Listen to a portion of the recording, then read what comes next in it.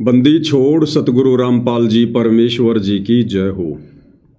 परमपिता परमात्मा सारी सृष्टि के रचनहार कुल मालिक असंख्य ब्रह्मांडों के स्वामी जगत गुरु तीनों लोकों में प्रवेश करके सबका धारण पोषण करने वाले राजाधिराज आत्माधार नाथों के नाथ देवों के देव महादेव सर्वेश्वर महेश्वर मृत्युंजय अजरो अमर आदि अनादि सनातनी प्रभु जगत पिता जगदीश्वर श्री श्री 1008 की उपाधि के वास्तविक अधिकारी अकाल मूर्त शब्द स्वरूपी राम वासुदेव सर्वगतम परम पूज्य प्रथम पूज्य परम संत परम पुरुष परम धनी परम दयालु सत्य कबीर हक्का कबीर अल्लाहु कबीर अल्लाहु अकबर बाखबर अल्लाह ताला जगत के तारणहार जगत के मुक्तिदाता जगत के जगन्नाथ हारे के सहारे हिंदुओं के राम मुसलमानों के अल्लाह सिखों के वाहिगुरु ईसाइयों के मसीह दया के सागर दयानिधि करुणा के सागर करुणानिधि स्वयंभू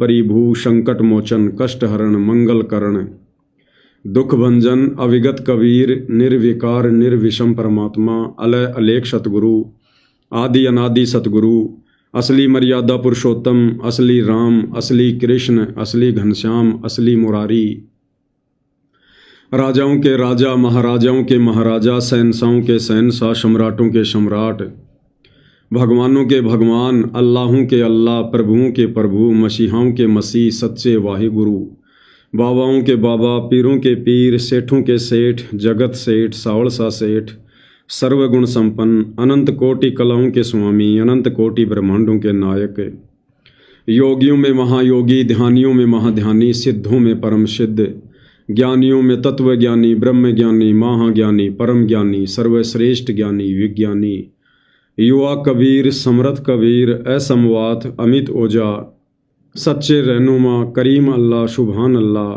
दुनिया के अंतिम पैगंबर 8 सितंबर 1951 से गांव धनाना जिला सोनीपत हरियाणा भारतवर्ष की पावन भूमि पे प्रकट रियल कल्कि भगवान श्री नारायण साकार हरि श्री बाबा साहेब नूर अनंत परमात्मा सच्चे दरवेश सच्चे बाखबर संत श्रोमणी सतगुरु रामपाल जी परमेश्वर जी के चरण कमल में साध संगति से जुड़े हुए देश विदेश से आप और हम सभी सत्सेवक भाई बहनों का अनंत कोटि दंडवत प्रणाम।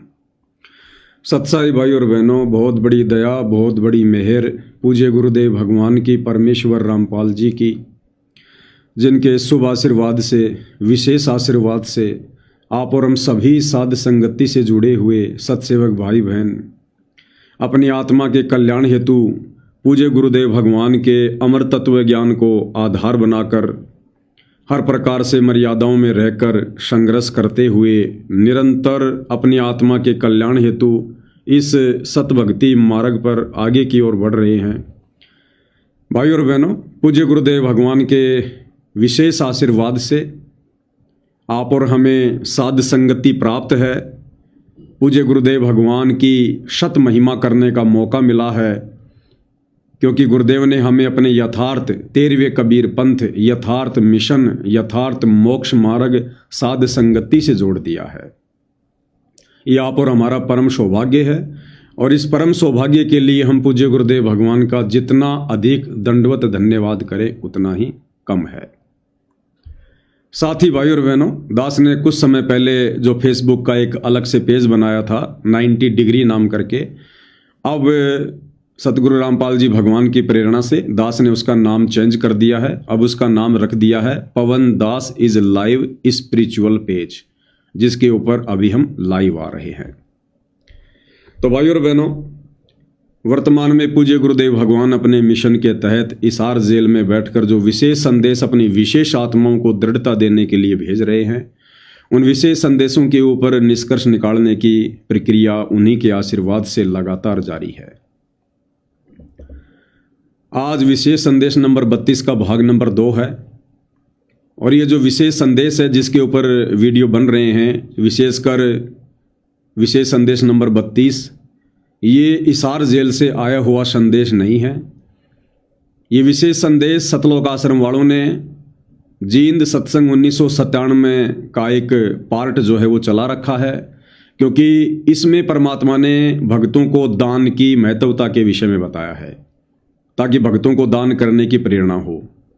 वर्तमान में इस सत्संग का फायदा काल प्रेरणा से सतगुरु रामपाल जी का कलयुगी परिवार उठा रहा है, ताकि संगत उन्हें ज़्यादा से ज़्यादा दान करे, ज़्यादा से ज़्यादा पाठ करवाए, ज्योति करवाए। तो भाई और बहनों, आप और हमने तो पूज्य गुरुदेव भगवान का चाहे कोई भी सत्संग हो, नया हो या पुराना हो, वैसे तो परम संत के जो सत्संग होते हैं वो नए पुराने नहीं होते हैं, क्योंकि परमात्मा कोई समय के अनुसार बात नहीं बोलते हैं। परमात्मा जो भी बोलते हैं यथार्थता बोलते हैं, जो हर देश काल और परिस्थिति में लागू होती है। इसलिए गुरु का सत्संग कभी भी नया या पुराना नहीं होता है। तो आप और हमने तो उन सत्संगों में पूज्य गुरुदेव भगवान ने जो संकेत छुपा रखे हैं, जो बात वे आज खुलकर सार्वजनिक करवाना चाहते हैं, आप और हमने तो उन बातों से मतलब है, गुरुदेव भगवान के उन संकेतों से मतलब है। और हमने इस सतभक्ति मार्ग पर दृढ़ता से आगे बढ़ने के लिए अपने पूज्य गुरुदेव भगवान में किस प्रकार से लगन लगानी है, कितना उनके प्रति समर्पित होना है और किस कदर हमने मर्यादाओं को लेकर सावधान रहना है, इन तमाम बातों की जानकारी आप और हमारे लिए अति आवश्यक है। और इसीलिए पूज्य गुरुदेव भगवान ने हमें ये मौका दिया है साध संगति से जुड़कर अपनी महिमा के माध्यम से हमें उन बातों तक पहुंचाने के लिए। तो भाई और बहनों, जिक्र चल रहा है जिस समय पांडवों को 14 वर्ष का वनवास मिला हुआ था, दुर्योधन ने दुर्वासा ऋषि की खूब सेवा की स्वार्थवश, ताकि दुर्वासा ऋषि बाद में मेरे कहने से जंगल में जाकर पांडवों को श्राप देकर आ जाए। तो दुर्वासा ऋषि 88,000 ऋषियों के साथ दुर्योधन का मलिन अन्न खाकर दुर्बुद्धि का शिकार होकर और पांडवों को श्राप देने की दृष्टि से चला जाता है। और वहाँ जाने के बाद फिर पांचों पांडव और द्रौपदी अपने गुरुदेव श्री कृष्ण जी को याद करते हैं। और फिर आगे गुरुदेव भगवान हमें जो समझाना चाहते हैं हमने वो समझना है। वहाँ पर श्री कृष्ण जी प्रकट नहीं हुए, क्योंकि श्री कृष्ण जी अंतर्यामी नहीं है। श्री कृष्ण अर्थात श्री विष्णु जी को इस बात का ज्ञान नहीं हो सकता कि कौन भगत दुखी है, कौन भगत सुखी है। तो ऐसे समय में जब उस परमपिता परमेश्वर की आत्मा के ऊपर विशेष आपत्ति आती है, और जब वो आत्मा चाहे पक्षी योनि में हो, चाहे पशु योनि में हो, चाहे मनुष्य योनि में हो, चाहे देव योनि में हो, जब वो आत्मा हृदय से पुकार करती है, और यदि उस आत्मा के कुछ पुण्य कर्म शेष होते हैं, तो यही परमपिता परमात्मा कबीर देव सतगुरु रामपाल जी भगवान उस आत्मा की किसी न किसी रूप में जाकर किसी न किसी तरह से सो छल छिद्र करके उसकी रक्षा करता है, उसकी मदद करता है। तो पांचों पांडव, द्रौपदी, कुंती, ये किसी जन्म में कबीर भगवान सतगुरु रामपाल जी की शरण में थे, उनकी अच्छी आत्मा रही हैं। तो जब इन्होंने श्री कृष्ण जी को याद किया, तो आत्मा का वास्तविक साथी कबीर भगवान सतगुरु रामपाल जी वहाँ पर श्री कृष्ण जी का रूप बनाकर प्रकट हो जाते हैं। आगे की कथा हम गुरुदेव भगवान के मुख कमल से सुनेंगे, और उसके बाद हम समझने का प्रयास करेंगे कि किस प्रकार से परमेश्वर अपनी आत्माओं की मदद करता है। द्रौपदी अर्ज करती है भगवान कृष्ण से।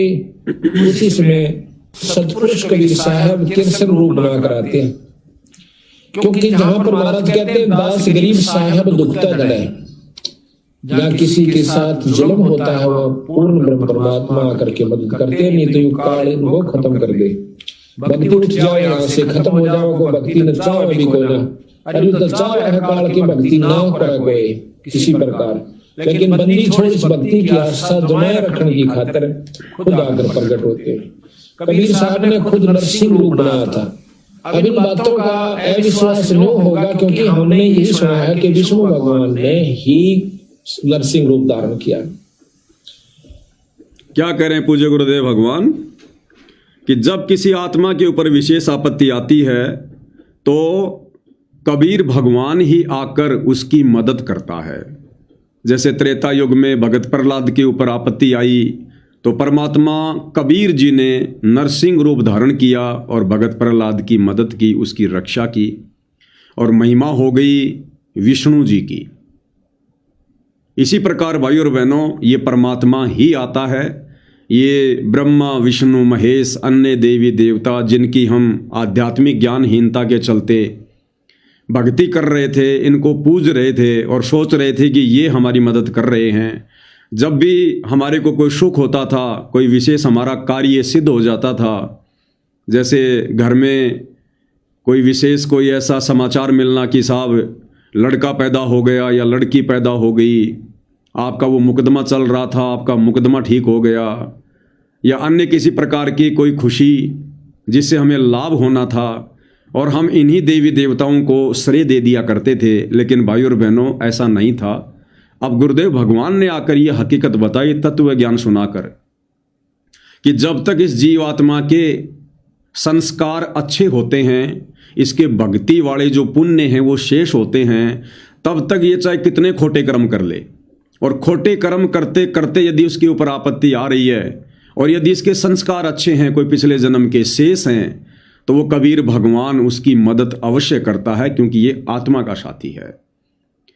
और जब उसके संस्कार खत्म हो जाते हैं, पुण्य खत्म हो जाते हैं, फिर वो चाहे कितनी बड़ी आत्मा क्यों ना है, और यदि वो सच्चे सतगुरु की शरण में नहीं है और यदि कोई आपत्ति आ जाती है, तो परमात्मा फिर उसकी मदद नहीं करता, चाहे कितना रो रो के मर जाए। जैसे सबसे बढ़िया उदाहरण है कि द्वापर युग में जब द्रौपदी का चीर हरण किया जा रहा था दुर्योधन के कहने पर दुशासन के द्वारा, और द्रौपदी ने देख लिया कि पांचों पांडव यानी मेरे पति और ये बड़े बड़े जो सूरवीर बैठे हैं, भीष्म पितामह जैसे, ये सब फेल हो चुके हैं दुर्योधन का मलिन अन्न खाकर, पांडव जुए में हार चुके थे। तो किसी को भी अपना सहारा ना देखकर अंत में द्रौपदी ने, क्योंकि वो श्री कृष्ण जी की भगत थी, इसलिए श्री कृष्ण जी को याद किया। और उस समय फिर ये कबीर परमात्मा सतगुरु रामपाल जी वहां पर सूक्ष्म रूप में प्रकट होकर और द्रौपदी की इज्जत रक्षा करते हैं।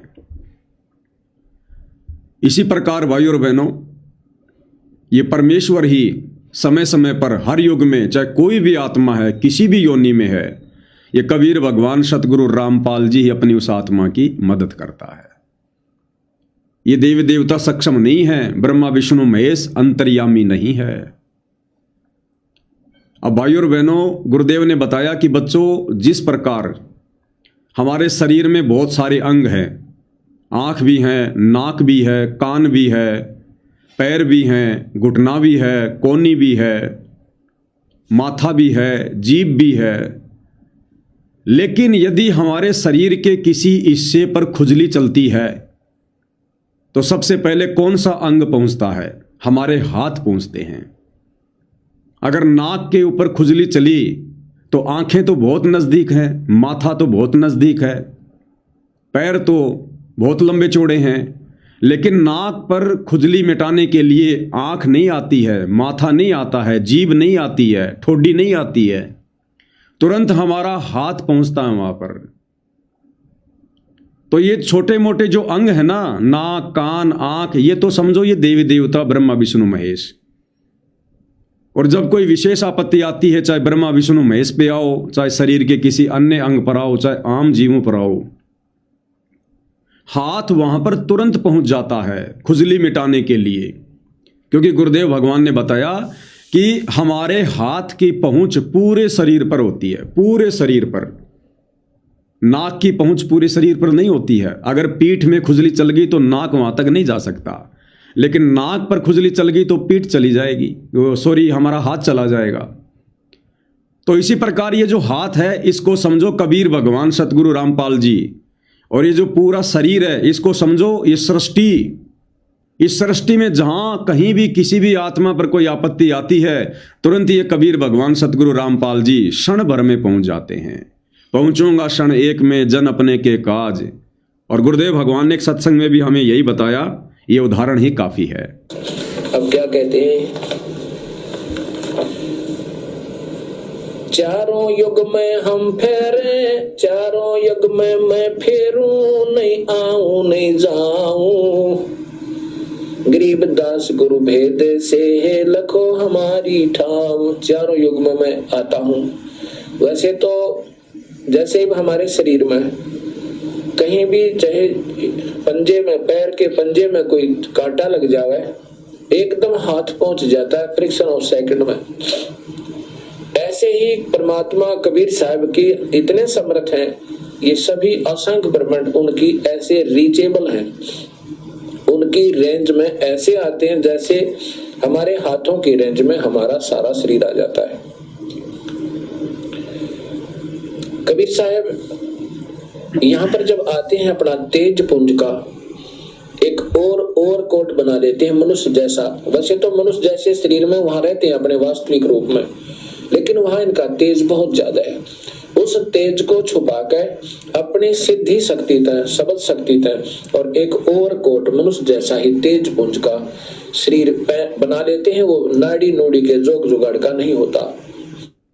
तो क्या कहा पूज्य गुरुदेव भगवान ने कि जिस प्रकार हमारे हाथ की रेंज यानी पहुंच पूरे शरीर पर है, जहां भी कोई खुजली होती है तुरंत हमारे हाथ पहुंच जाते हैं, ठीक इसी प्रकार इस पूरी सृष्टि पर, सारे ब्रह्मांडों पर कबीर भगवान सतगुरु रामपाल जी की पहुंच है। एक क्षण में ये परमात्मा अपनी आत्मा की पुकार सुनकर पहुंच जाता है। आगे क्या कह रहे हैं गुरुदेव भगवान?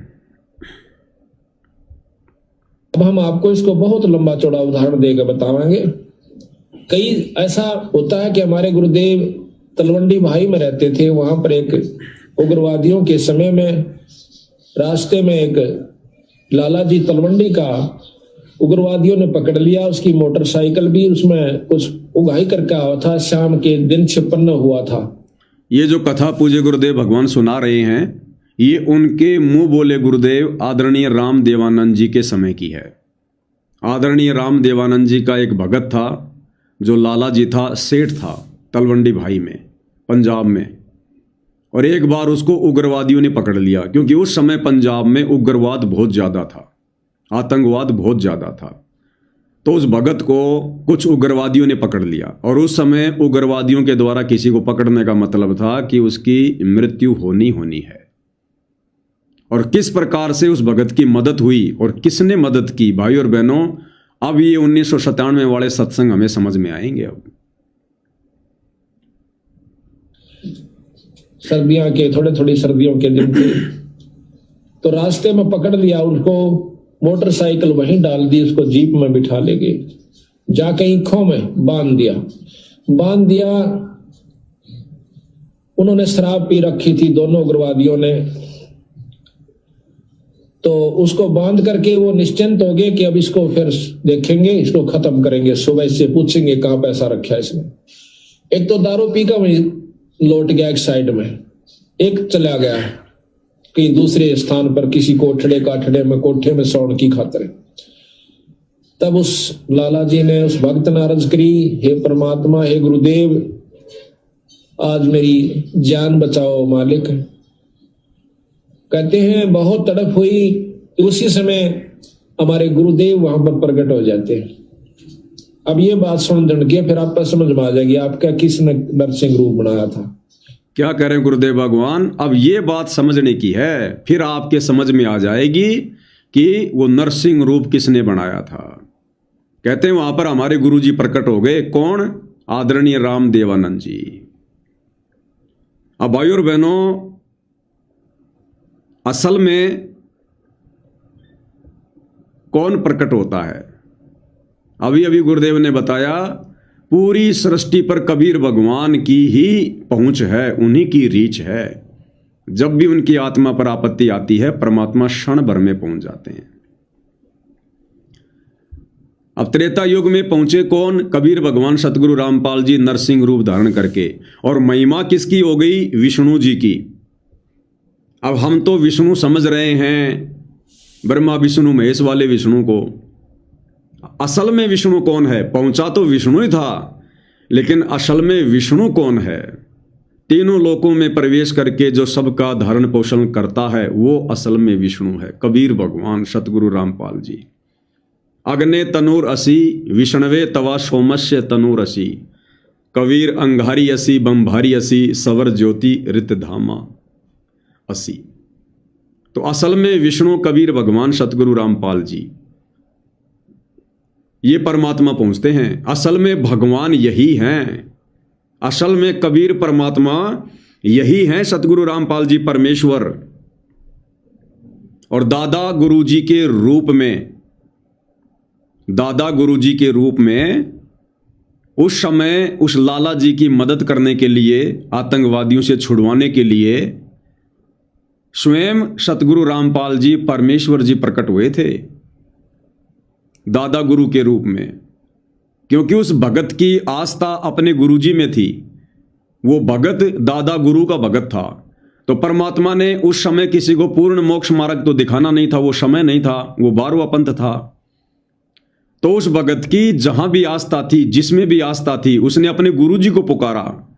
तो सतगुरु रामपाल जी परमात्मा अपने मुंह बोले गुरुदेव का रूप बनाकर उसी उम्र में, उसी अवस्था में और उस भगत के पास में प्रकट हो जाते हैं।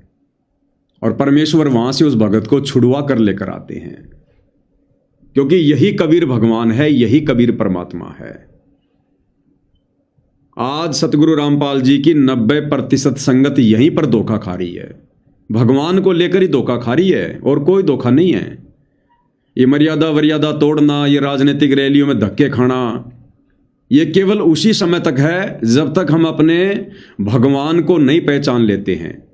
हम दुनिया में तो ढिंढोरा पीट रहे हैं खड़े होकर कि लोगों ने अपने भगवान को पहचान लिया, लोगों ने अपने भगवान को पहचान लिया, लेकिन हम अपने भगवान को अभी तक नहीं पहचान पा रहे।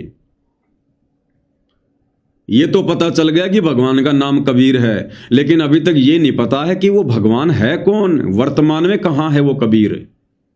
इस बात को साथ संगति से जुड़े सत्सेवक भाई बहनों के अलावा सतगुरु रामपाल जी का कोई भी भगत, उनके परिवार का कोई भी सदस्य नहीं जान पाया, नहीं पहचान पाया।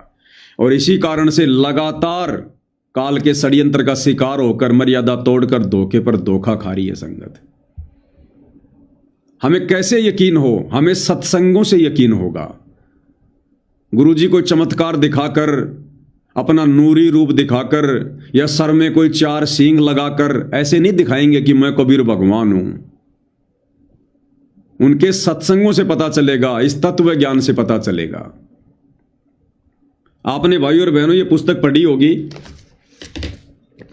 जब जब भूल पड़े। ये पुस्तक सतलोक आश्रम वालों के द्वारा सभी भगत भाई बहनों को दी जाती है कि भाई इसको महीने में एक बार तो जरूर पढ़ना, इसका मासिक पाठ करना है, गुरुजी का आदेश है। सभी भाई बहनों के घरों पर यह पुस्तक है। और जब आप इस पुस्तक का पेज नंबर 17 पढ़ेंगे, 17 पेज नंबर, तो यहां पर साफ साफ लिखा हुआ है कि वास्तव में भगवान कौन है, कबीर जी कौन है। गुरुदेव ने जिक्र किया कि एक समय मैं अपने गुरुजी के आदेश से कहीं पर सत्संग करने गया था, पाठ करने, और पीछे से गुरुजी आ गए कुटिया में, जिंद में, और पूछा कि भाई गुरुदेव का नाम लेकर कि भाई अभी रामपाल आया या नहीं आया। तो सेवक बोले जी अभी तो नहीं आए। बोला उसको आना था इस समय तक। तो कई बार सेवकों से पूछ लिया। उसके बाद एक सेवक गया तुरंत गुरुदेव के पास में और सूचना दी कि ऐसे ऐसे दादा गुरुजी आए हुए हैं, आपको याद कर रहे हैं। वो समय भाई और बहनों दादा गुरुजी का अंत का समय था। उस समय वो शरीर छोड़ने वाले थे। तो गुरुदेव भगवान ने तुरंत आज्ञा पाकर, यानी जैसे उनको पता चला, एक अच्छे शिष्य की भूमिका निभाते हुए सतगुरु रामपाल जी ने किसी की साइकिल उठाई और तुरंत अपने गुरुदेव से मिलने पहुंच गए। और जब जिंद कुटिया में गुरुदेव भगवान आए तो जैसा कि एक योग्य सुयोग्य भगत का लक्षण होता है, हालांकि सतगुरु रामपाल जी तो स्वयं भगवान हैं, कबीर देव हैं, लेकिन उन्होंने एक अच्छे भगत की भूमिका निभाकर आप और हमें अच्छा भगत बनने की प्रेरणा दी है। तो गुरुदेव भगवान ने आकर आदरणीय रामदेवानंद जी को दंडवत प्रणाम किया और उनके चरणों की तरफ बैठकर उनके चरण चंपी करने लगे, चरण दबाने लगे। और भी सेवादार खड़े हुए थे। अब दादा गुरुदेव ने क्या किया? दादा गुरुदेव ने परमात्मा जी का शीश पकड़ा दोनों हाथों से, जैसे प्यार प्रेम से पकड़ते हैं ना, ऐसे गुरुदेव का शीश पकड़ा और अपने मुंह के पास किया और गुरुदेव का माथा चूमा प्यार से, प्रेम से। और क्या कहा जो इस पुस्तक में लिखा हुआ है। ये बात तो सब मानते हैं कि ये पुस्तक हिसार जेल से सतगुरु रामपाल जी ने भेजी है। फिर क्या कहा गुरुदेव ने? फिर उन्होंने क्या किया? दास उसी समय भगत की मोटरसाइकिल लेकर तत्काल पहुंचा। कई भगत बैठे थे। दास ने दंडवत प्रणाम किया, चरण चंपी करने लगा। दास का सिर पकड़ा और ऊपर को किया। दादा गुरुजी ने सतगुरु रामपाल जी का सिर पकड़ा और ऊपर को किया। बोले, मैंने भगवान पा लिया। क्या बोले दादा गुरुजी? मैंने भगवान पा लिया और तेरा पाना दुर्लभ हो गया। दादा गुरुजी कह रहे हैं सतगुरु रामपाल जी को कि मैंने भगवान पा लिया, अर्थात 650 साल पहले जो घटना घटित हुई थी पंडित रामानंद जी और कबीर जी के बीच में, सेम टू सेम वही लीला वर्तमान में चल रही है। क्योंकि कबीर भगवान ने अपनी वाणी के अनुसार 12वें पंथ में आना था आगे चलकर। तो 17 फरवरी 1988 को कबीर भगवान सतगुरु रामपाल जी 12वें पंथ में आ गए। आदरणीय राम देवानंद जी को मुंह बोला गुरु बना लिया, जैसे काशी में पंडित रामानंद जी को बनाया था, और सब कुछ उनको बता दिया गया था। और गुरुदेव भगवान ने बता दिया था कि स्वामी जी आप मेरे मुंह बोले गुरु बने रहिए। और असल में सतगुरु रामपाल जी ने दादा गुरु जी को दीक्षा दी, उनको यथार्थ सतनाम दिया, उनको सारनाम दिया। और एक जो रहस्य होता है, जो गुप्त बात होती है, वो उन दोनों के बीच में रही। लेकिन अंत के समय में परमात्मा ने ये क्लियर भी करवाना था कि आगे चलकर मेरी संगत धोखा ना खा जाए, अपने भगवान को पहचानने में कोई त्रुटि ना कर दे। तो अंत के समय में परमात्मा ने इस लीला को जन्म दिया। और दादा गुरु जी सतगुरु रामपाल जी का माथा पकड़कर चूम कर कह रहे हैं कि मैंने भगवान पा लिया। बताओ भाई, और कौन सा भगवान पा लिया? और कौन सा भगवान पा लिया था? और तो कोई भगवान उनको मिला ही नहीं आके।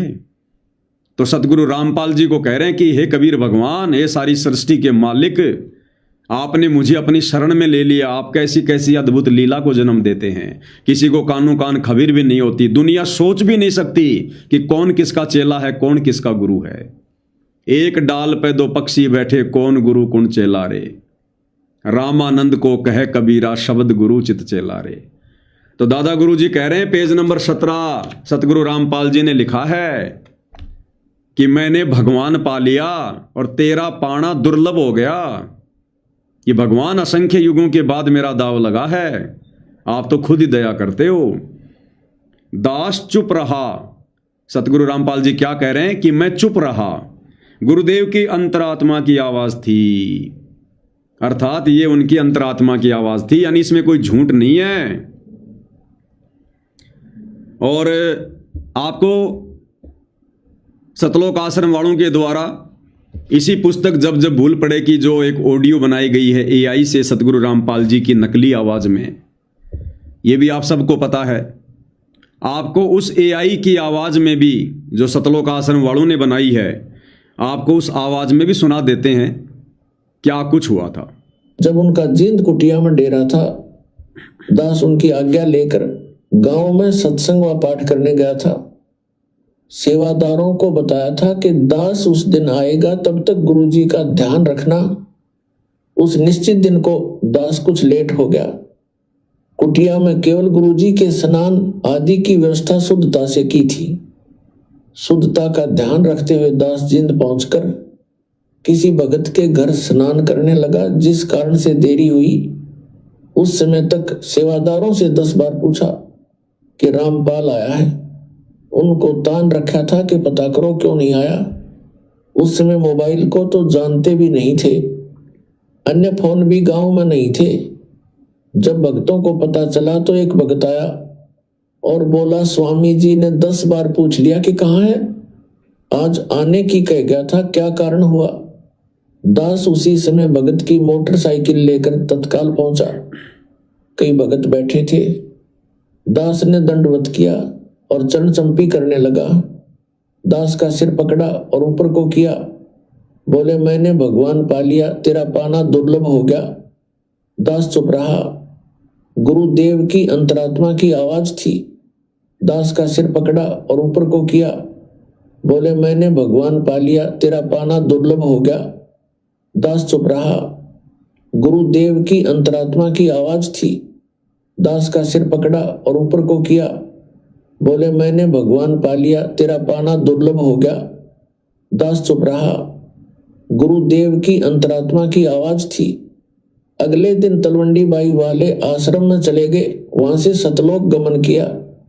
कबीर हरि के रूठते गुरु की शरण में जाए, कबीर गुरु रूठ के तो हरि ना होत सहाय।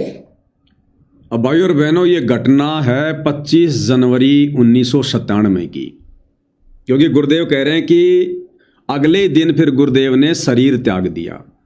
तो हम सबको पता है कि हमारे दादा गुरुदेव ने 26 जनवरी 1997 को अपना शरीर छोड़ा था। तो ये जो घटना थी, जो दादा गुरुजी सतगुरु रामपाल जी को कह रहे हैं कि मैंने भगवान पा लिया और तेरा पाना दुर्लभ हो गया, ये घटना 25 जनवरी 1997 की है। अब विचार करना भाई और बहनों, इन सतलोक आश्रम वालों की झूठ आपको बहुत अच्छे से पकड़ में आएगी। दादा गुरु ने क्या कहा कि मैंने भगवान पा लिया।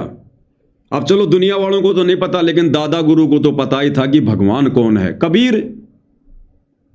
भगवान कौन? कबीर। और 25 जनवरी 1997 को दादा गुरु जी कह रहे हैं कि मैंने भगवान पा लिया और तेरा पाना दुर्लभ हो गया। किसको कह रहे हैं? संत रामपाल जी को। और सतगुरु रामपाल जी चुपचाप हैं और कह रहे हैं कि यह मेरे गुरुदेव की अंतरात्मा की आवाज थी, अर्थात बिल्कुल सच कह रहे थे। अब भाई और बहनों, इन सतलोक आश्रम वालों से पूछो कि तुमने जो 25 मिनट की AI से जो फिल्म बनाई है, संत और परमात्मा का अद्भुत मिलन, जिसमें तुम लोगों ने 9 मार्च 1997 को सतगुरु रामपाल जी को एक 2 कोड़ी का जीव साबित करते हुए, एक आम व्यक्ति साबित करते हुए, कबीर जी की कोई हंस आत्मा साबित करते हुए, तुम लोगों ने जो सतलोक में भेज दिया सह शरीर, आकाश में उड़वा दिया उस AI वाली वीडियो में। अरे कुछ तो दिमाग लगाओ, कुछ तो तत्व ज्ञान का इस्तेमाल करो। भाई और बहनों, जानबूझकर सतगुरु रामपाल जी भगवान ने इन घटनाओं को जन्म दिया ताकि इस तत्व ज्ञान की टेक रह जाए। नहीं तो इन आश्रम वालों ने तो काल प्रेरणा से गुरु को मानुष साबित करवाने में किसी प्रकार की कोई कमी नहीं छोड़ी। ये कह रहे हैं कि सतगुरु रामपाल जी तो कबीर जी के परमहंस थे और 9 मार्च 1997 को कबीर जी सतलोक से आए और संत रामपाल जी को सह शरीर सतलोक भेज दिया। कब? 9 मार्च 1997 को। और ये दादा गुरु जी वाली घटना कब की है? 9 मार्च 1997 से 2.5 महीने पहले की। जिस समय तक इन सतलोक आश्रम वालों का कबीर भगवान सतलोक से नहीं आया था दिन के 10 बजे, और ना उस समय तक सतगुरु रामपाल जी को सतलोक भेजा गया था। 9 मार्च 1997 और दादा गुरु वाली घटना कब की है? 9 मार्च 1997 से 2.5 महीने पहले की, 25 जनवरी 1997 की। और दादा गुरु जी क्या कह रहे हैं कि मैंने भगवान पा लिया और तेरा पाना दुर्लभ हो गया। तो असल में भगवान कौन? असल में कबीर कौन है भाई? जब सतगुरु रामपाल जी खुद ही भगवान हैं, खुद ही कबीर हैं, दादा गुरु जी इस बात का पुख्ता प्रमाण देकर चले गए, तो फिर भगवान ने सह शरीर सतलोक जाने की क्या जरूरत थी? फिर और कौन सा भगवान सतलोक से आएगा इनके अलावा ज्ञान देने के लिए? तो यहां भी सतलोक आश्रम वालों का ये जो झूठा ज्ञान है, ये बिल्कुल फेल हो जाता है, निरस्त हो जाता है इनका। अर्थात ये 25 मिनट की फिल्म जो इन्होंने बनाई है, ये काल प्रेरणा से गुरु को मानुष साबित करवाने के लिए ही बनवाई है। ये फिल्म आप जी ने देखी होगी। इस प्रकार कबीर परमात्मा संत रामपाल जी महाराज जी को सह शरीर सतलोक भेज देते हैं। इस प्रकार कबीर परमात्मा संत रामपाल जी महाराज जी को सह शरीर सतलोक भेज देते हैं और स्वयं सर्व सृष्टि रचनहार कबीर परमात्मा संत रामपाल जी महाराज जी के रूप में संपूर्ण संसार का उद्धार करने के उद्देश्य से इस पवित्र मिशन पर निकल पड़ते हैं। तो बताओ भाई और बहनों, जब दादा गुरु जी कह रहे हैं 25 जनवरी 1997 को कि मैंने भगवान पा लिया और तेरा पाना दुर्लभ हो गया, भगवान है कबीर। दादा गुरु को तो पता ही था कि भगवान कौन है, कबीर। वो तो किसी और को भगवान नहीं कहेंगे। बताओ, जब सतगुरु रामपाल जी खुद ही कबीर भगवान हैं, तो फिर और सतलोक से 9 मार्च 1997 को कौन सा कबीर भगवान आएगा जो संत रामपाल जी का रूप बना के फिर ज्ञान प्रचार करेगा? तो एक बहुत बड़ी साजिश, एक बहुत बड़ा षड्यंत्र यहां पर सतलोक आश्रम वालों के माध्यम से इस काल बली ने संगत के साथ में किया, ताकि गुरु को कोई परमात्मा के रूप में स्वीकार ना कर ले। आज हर सतलोक आश्रम से जुड़े भाई बहनों के दिलो दिमाग में यही बात है कि हमारे गुरुजी नहीं है धरती पर, हमारे गुरुजी के रूप में कबीर जी लीला कर रहे हैं। ये होता गुरु को मानुष मानना। बहुत भयंकर षड्यंत्र इस काल बलि का भाई और बहनों। ये तो गुरुदेव भगवान की असीम रजा है आप और हमारे ऊपर, जो परमेश्वर ने थोड़ी बहुत सद्बुद्धि देकर सत्प्रेरणा देकर ये खुलासे करवा दिए। नहीं भाई और बहनों, कोई भी संत रामपाल जी को परमात्मा मानकर भक्ति नहीं करता और वो का वो काम हो जाता जो 650 साल पहले हुआ था, गुरु को मानुष मानने वाला। और जब तक हम गुरु को मानुष मानेंगे हम लाख जन्म भी परमात्मा प्राप्ति नहीं कर सकते, हम सतलोक गमन नहीं कर सकते। आगे क्या कह रहे हैं पूज्य गुरुदेव भगवान। उसी समय उन्होंने देखा कि महाराज जी खड़े हैं और उसके सारे जो बंधन बांध रखे थे, उसको जोड़ रखा था, वो आपा खुल गए एकदम। देखा है कि महाराज जी खड़े हैं और बहुत वृद्ध दिखा है। जो बोले गुरुदेव आप क्यों कर आए यहाँ पर? हे महाराज, हे बंदी छोड़े स्वामी जी, आप किस तरह है महाराज? कहने लगे आ मेरे साथ, चल तुम्हारे घर। महाराज मैं तो ये भी नहीं मालूम घर किधर है, या तो रास्ते का बिना मेरा जावा किस साइड में, अब मेरे पीछे आ जाए। पीछे पीछे गारा में का, पानी में का, ईखों में का निकल कर और तलवंडी मंडी में आकर उनके घर के बाहर ने आगे छोड़ कर कहने लगे अपने घर में जा। कौन? गुरुदेव कह रहे हैं कि जो दादा गुरु जी थे आदरणीय रामदेवानंद जी, वो वहां पर प्रकट हो जाते हैं और लाला जी को जो रस्सियों से बांध रखा था उग्रवादियों ने रस्सियों से खोला और उसको लेकर इक्खों में कीचड़ में उस लाला जी को तो अपने घर का भी नहीं पता था कि वो मुझे उग्रवादी कहाँ ले गए। और कह रहे हैं कि दादा गुरु जी 125 साल की उम्र उस समय, और उसको वहां से निकाल कर और उसके घर के दरवाजे के आगे छोड़कर चले जाते हैं।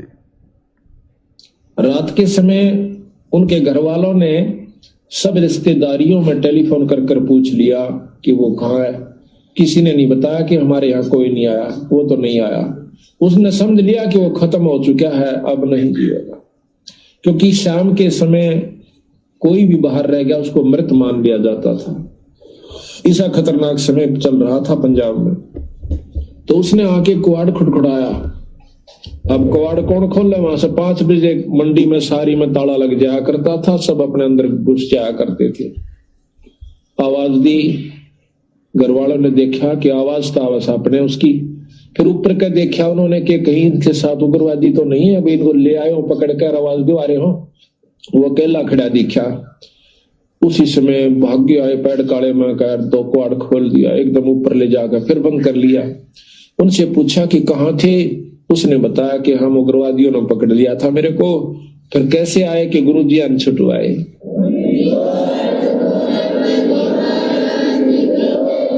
कहते गुरुजी अन छुटवाया। गुरुजी गए थे वहां पर, मैंने खोल के लाए, आज मैं मार दिया जाता है। तो महाराज जी उन दिनों बीमार चल रहे थे, बड़े महाराज कुटिया में थे तलवंडी। तो कहने लगे वो सारा परिवार सुबह सुबह सतगुरु आपने रक्षा कर दी, ये बंदी छोड़े गुरुदेव, ए स्वामी जी आपकी कृपा से हमारा लड़का बच गया है। महाराज आपको कैसे मालूम हुआ आप वहां पहुंच गए? अब वो न कह रहा के कह रहे हो तुम, मुझे ध्यान अच्छी तरह बताओ, कहना क्या चाह रहे हो, कौन? लाला जी और लाला जी का परिवार सुबह दादा गुरु जी के पास गए कुटिया में और दादाजी का धन्यवाद करने लगे कि हे गुरुदेव आपने हमारा बच्चा बचा लिया। हे महाराज आपको कैसे पता चला कि हमारे बच्चे को उग्रवादियों ने पकड़ लिया? अब दादा गुरु जी क्या कह रहे हैं? कह रहे तुम क्या कह रहे हो भाई, मेरी तो कुछ समझ में नहीं आ रहा, कौन उग्रवादी कौन क्या? बोले महाराज आपको पता नहीं, आप गए थे वहां पर, इसको उग्रवादियों ने पकड़ लिया था और आप इसको कल छुड़वा के लाए थे हमारे घर के आगे छोड़कर, फिर आप जी आश्रम में आए हो। तो दादा गुरुजी बोले रे मैं कित जाऊं था भाई, अरे मेरी चलने फिरने की हालत वैसे नहीं, मैं बीमार पड़ा हुआ, थोड़े बहुत असवस्थ थे उस समय, कि रे मेरी चलने फिरने की हिम्मत नहीं, इतनी मेरी उम्र हो रही और रात में तो मेरे को दिखाई भी ना दे भाई। दादा गुरुजी बोले, फिर दादा गुरुजी बोले बंदी छोड़ थे, गरीब दास जी थे भाई, कबीर साहब थे, बंदी छोड़ गए थे तेरे को छुड़वाने के लिए। के कह रहे हो तुम, मुझे ध्यान अच्छी तरह बताओ, कहना क्या चाह रहे हो, कौन मर गया कौन बच गया। उन्होंने फिर सारी बताई कि महाराज आपको ज्ञान नहीं, आप वहां गए इस बच्चे को लाए निकाल के। ने बोला भाई बंदी छोड़ थे ये कबीर साहब, गरीबदास जी थे। अरे मेरा पूठा भी ना जाता, मैं किस जाऊं था बावड़ो। अब देखिएगा कि वो अपने हंस को बढ़ाई देते हैं और काम उसके बदले में आप कर जाते हैं। वो अपने हंस को बढ़ाई देते हैं और काम उसके बदले में आप कर जाते हैं। कौन? कबीर भगवान। कौन कबीर भगवान? सतगुरु रामपाल जी। क्योंकि आदरणीय राम देवानंद जी सतगुरु रामपाल जी के हंस थे, उनके भगत थे। केवल दुनिया की नजरों में आदरणीय राम देवानंद जी सतगुरु रामपाल जी के गुरु थे, अन्यथा आध्यात्मिक दृष्टि से आदरणीय राम देवानंद जी सतगुरु रामपाल जी के भगत थे। और उस लाला जी की आस्था अपने गुरु जी में थी, राम देवानंद जी में थी, और उसने पुकार भी अपने गुरु जी का नाम लेकर ही की थी। तो सतगुरु रामपाल जी, ये कबीर भगवान, ये कबीर परमात्मा, ये वहां पर प्रकट हुए। गरीबदास जी प्रकट नहीं हुए, दाढ़ी मूछ वाला कबीर प्रकट नहीं हुआ। आदरणीय राम देवानंद जी अर्थात अपने भगत का रूप बनाकर, अपने हंस का रूप बनाकर सतगुरु रामपाल जी प्रकट हुए और लाला जी को उग्रवादियों से छुड़वाकर आश्रम में छोड़ा और महिमा दे दी अपने भगत को, अपने संत को, आदरणीय राम देवानंद जी को। क्या कह रहे हैं परमात्मा? कौन थे आदरणीय राम देवानंद जी?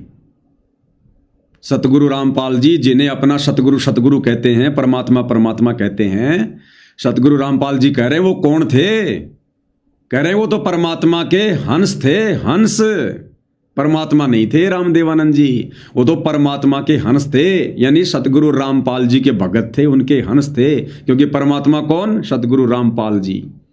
सारे संकेत सत्संगों में ही मिलेंगे, अलग से गुरुदेव किसी को ट्रेनिंग नहीं देंगे, किसी को कोचिंग नहीं देंगे। सुनिए, फिर गुरुदेव ने आदेश दे दिया एक दिन के नाम दिया कर तू, आज से मेरा आशीर्वाद तेरे साथ होगा। अब गुरुदेव भगवान बता रहे हैं, अपने आप को छुपाते हुए, अपने गुरु को महिमा देते हुए, कि फिर एक दिन आगे चलकर दादा जो है गुरु जी ने मुझे आदेश दे दिया नाम दीक्षा देने का, सत्संग करने का। ध्यान से सुनो। फिर गुरुदेव ने आदेश दे दिया एक दिन के नाम दिया कर तू, आज से मेरा आशीर्वाद तेरे साथ होगा। विश्व में तेरे समान संत नहीं होगा। मैं उनके मुंह की तरफ देख रहा था।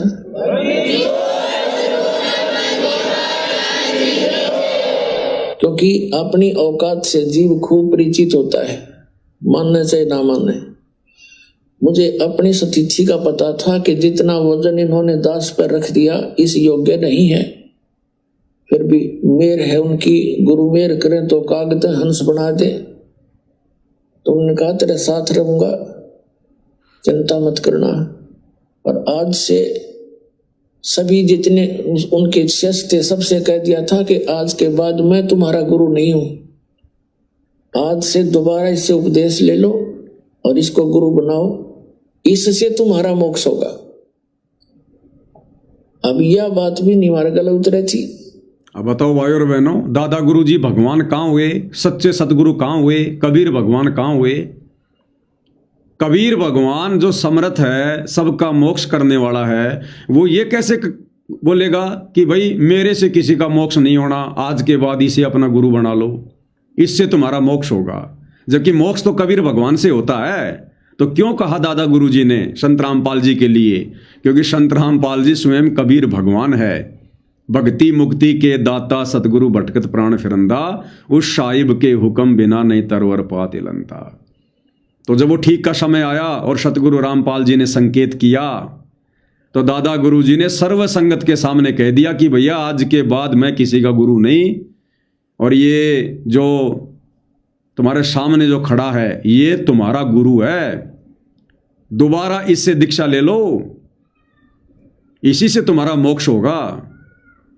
क्योंकि दादा गुरु जी को समझ आ गई थी बात कि ये साक्षात परमात्मा है, ये कबीर देव भगवान है। वो तो मौज है उनकी।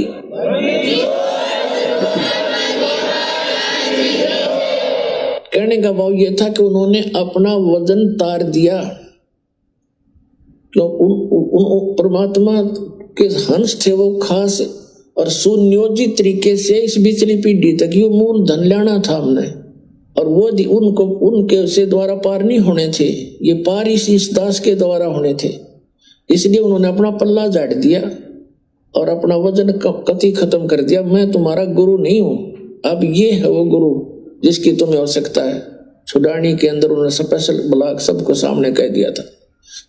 सुना भाई और बहनों, अब आपको विस्तार से बताते हैं, विस्तार से क्या कह रहे हैं गुरुदेव भगवान, ध्यान से सुनो। अब यह बात भी नहीं हमारे गले उतरे थी कि उन तो मौज है उनकी।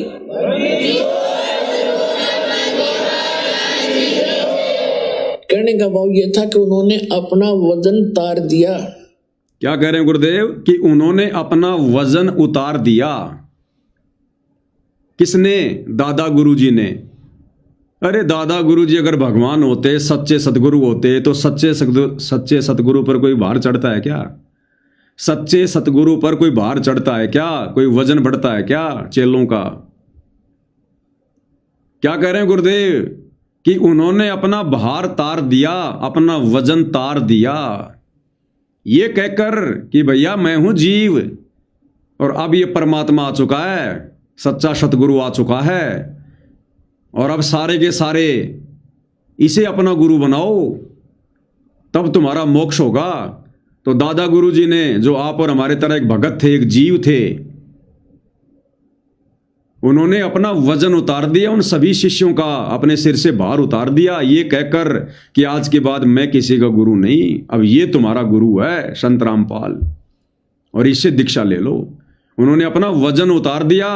इससे क्या साबित होता है कि दादा गुरुजी कोई परमात्मा नहीं थे, कबीर नहीं थे, भगवान नहीं थे, वरना भगवान पे कोई वजन नहीं बढ़ता, वजन नहीं चढ़ता, भार नहीं चढ़ता। और सतगुरु रामपाल जी के लिए संकेत कर दिया। क्या कहा? कहने का भाव यह था कि उन्होंने अपना वजन उतार दिया। अब वो क्या थे? अब ध्यान से सुनो, दादा गुरुजी कौन थे, क्या थे? परमात्मा थे या परमात्मा के हंस थे? तो उन परमात्मा के हंस थे वो खास और सुनियोजित तरीके से इस बिचली पीढ़ी तक ये मूल धन लेना था हमने। क्या कह रहे हैं गुरुदेव? वो परमात्मा के हंस थे खास।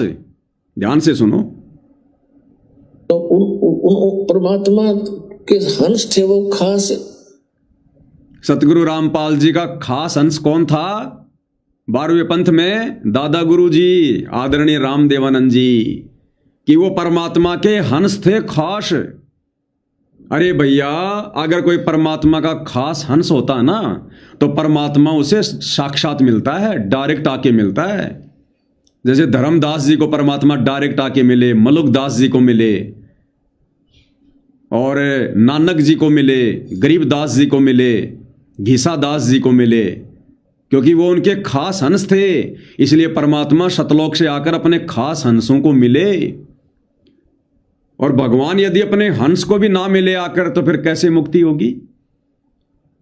तो यदि आदरणीय रामदेवानंद जी परमात्मा कबीर जी के खास हंस थे, तो बता दो भैया, कोई तो प्रमाण दे दो, कोई तो सबूत दे दो कि वो कबीर भगवान आदरणीय रामदेवानंद जी को कब आकर मिले।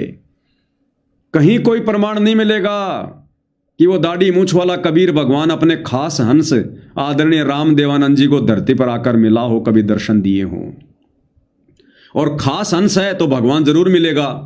तो कब मिला? 17 फरवरी 1988 को वो कबीर भगवान सतगुरु रामपाल जी, जिन्होंने आदरणीय रामदेवानंद जी को अपना मुंह बोला गुरु धारण किया, और असल में उन्होंने आदरणीय रामदेवानंद जी को दीक्षा दी थी, अपना शिष्य बनाया था। तो गुरुदेव कह रहे हैं वो तो परमात्मा के खास हंस थे, सतगुरु रामपाल जी के खास हंस थे दादा गुरु जी।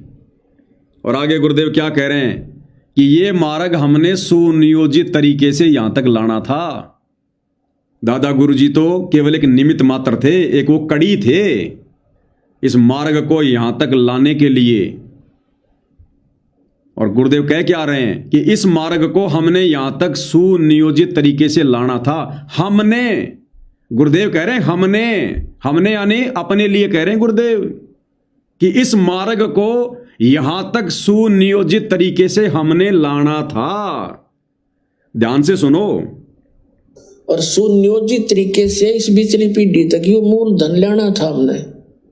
और सुनियोजित तरीके से इस बिचली पीढ़ी तक ये मूल धन लाना था हमने यानी गुरुदेव अपने लिए कह रहे हैं कि नादानो आदरणीय राम देवानंद जी को तो मैंने निमित्त बना रखा था 12वें पंथ के लास्ट में संत रूप में। कह रहे हमने लाना था ये मार्ग यहां तक सुनियोजित तरीके से,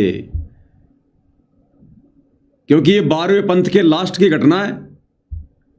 आदरणीय राम देवानंद जी गरीबदास जी के 12वें पंथ के लास्ट गुरु अंतिम संत हैं। और 650 साल पहले कबीर जी ने धर्मदास जी को क्या कहा था कि 12वें पंथ हम ही चल आवें, सब पंथों को मिटाकर एक पंथ चलावें। तो परमात्मा जी ने 12वें पंथ में आगे चलकर आना था। तो 17 फरवरी 1988 को तुम्हारा कोई दाढ़ी मुंह छोड़ा तो आया नहीं। कौन आए? सतगुरु रामपाल जी। 8 सितंबर 1951 को धरती पर प्रकट होकर कलयुग की बिचली पीढ़ी में, ये कलयुग की बिचली पीढ़ी उस दिन से शुरू हुई है जिस दिन सतगुरु रामपाल जी प्रकट हुए हैं। 8 सितंबर 1951 से कलयुग की बिचली पीढ़ी शुरू हुई है।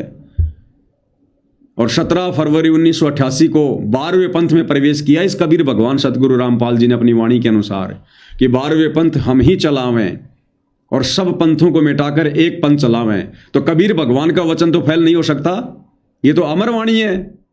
अगर उसका वचन फैल हो गया तो फिर भक्ति कहां रह गई? फिर तो 12वें पंथ में उन्होंने खुद ही आना था, तो वो आ गए 12वें पंथ में। अन्यथा अगर आप उस दाढ़ी मूंछ वाले कबीर को कबीर मान रहे हो तो वो कबीर तो 12वां पंथ खत्म होने के बाद आया है, और आया भी नहीं। 9 मार्च 1997 को 12वां पंथ खत्म हो चुका था, जिस दिन ये आश्रम वाले कह रहे हैं कि संत रामपाल जी को कबीर भगवान आकर मिले। क्यों भाई? 12वें पंथ में आने में उस दाढ़ी मूंछ वाले कबीर भगवान को डर लग रहा था क्या? फिर तो कबीर भगवान अपनी वाणी का कच्चा है, अपनी जुबान का कच्चा है। धर्मदास जी को तो कह रहा है, कबीर सागर में लिखवा दिया कि धर्मदास ये मेरी अमर वाणी है कि 12वें पंथ हम ही चलावें, सब पंथों को मिटाकर एक पंथ चलावें। तो 12वां पंथ तो असल में उसी दिन खत्म हो गया था जिस दिन दादा गुरु जी ने सतगुरु रामपाल जी को सर्व अधिकार दे दिए थे। और 1994 में तो 13वां पंथ शुरू हो गया था। तो 12वां पंथ तो 1994 से पहले खत्म हो गया, और उससे पहले पहले कबीर भगवान ने आना था। तो दाढ़ी वाला तो आया नहीं, दाढ़ी वाले ने तो 13वां पंथ जो है वो चलाया नहीं। फिर कोई ये कहे कि भाई 12वें पंथ के अंतिम गुरु दादा गुरु जी थे, तो जब तक दादा गुरु जी धरती पर हैं तब तक तो 12वां पंथ ही माना जाएगा। तो दादा गुरु जी भी 26 जनवरी 1997 को शरीर छोड़ गए, अर्थात इस आधार से भी मानो तो 26 जनवरी 1997 को जिस दिन 12वें पंथ के अंतिम गुरु दादा गुरु ने शरीर छोड़ा, उस दिन वो पंथ समाप्त हो गया। और दादा गुरु के शरीर छोड़ने के 2.5 महीने बाद 9 मार्च 1997 को यह आश्रम वाले कह रहे हैं कि कबीर भगवान आकर संत रामपाल जी को मिले। तो भी तुम्हारा कबीर भगवान 12वें पंथ में तो नहीं आया, वो तो 12वें पंथ का गुरु शरीर छोड़ गया, उसको 2.5 महीने बाद आ रहा है। तो भाइयों और बहनों, ये सारी की सारी लीला, ये सारे के सारे खेल सतगुरु रामपाल जी ने जानबूझ के खेले ताकि काल के षड्यंत्र को फैल किया जा सके, आश्रम वालों की झूठ का पर्दाफाश किया जा सके, और आत्माएं अपने गुरु को परमात्मा मानकर दृढ़ता के साथ भक्ति करें। नहीं तो भाइयों और बहनों, गुरु को परमात्मा मानना इतना आसान नहीं है। अगर गुरुदेव भगवान साथ संगति शुरू ना करवाते और इन गूढ़ रहस्यों को उजागर ना करवाते, आज आप और हम भगत भाई बहन भी संदेह करते कि हमारे गुरु जी भगवान नहीं हो सकते, संत रामपाल जी भगवान नहीं हो सकते। तो अगर वो दाढ़ी मूंछ वाला ही कबीर भगवान है तो भैया 12वां पंथ तो 1994 में खत्म हो गया। 12वें पंथ का गुरु भी 26 जनवरी 1997 को शरीर छोड़ गया, फिर भी तुम्हारा वो कबीर नहीं आया। लेकिन कबीर की वाणी झूठी नहीं हो सकती, कबीर झूठा नहीं हो सकता। साधु वचन पलटे नहीं, चाहे पलट जाए ब्रह्मांड। तो भैया 17 फरवरी 1988 को संत रामपाल जी के रूप में उन्होंने 12वें पंथ में प्रवेश किया और अपनी वाणी के अनुसार कि सब पंथों को मिटाकर एक पंथ चलावें, 1994 में अपना यथार्थ 13वां पंथ उन्होंने शुरू कर दिया। तो क्या कह रहे हैं गुरुदेव कि उनको यहां तक सुनियोजित तरीके से हमने लाना था। क्या कह रहे हैं मालिक?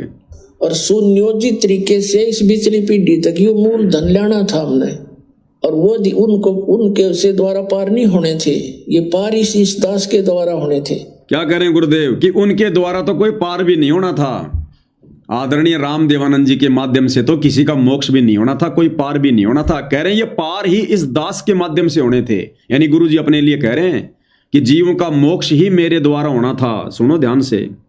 और वो उनको उनके से द्वारा पार नहीं होने थे, ये पार इस दास के द्वारा होने थे। इसलिए उन्होंने अपना पल्ला झाड़ दिया और अपना वजन कति खत्म कर दिया। मैं तुम्हारा गुरु नहीं हूं, अब ये है वो गुरु जिसकी तुम्हें आवश्यकता है। छुड़ानी के अंदर उन्होंने स्पेशल ब्लॉक सबको सामने कह दिया था। तो बताओ भाई और बहनों, कौन हुआ परमात्मा?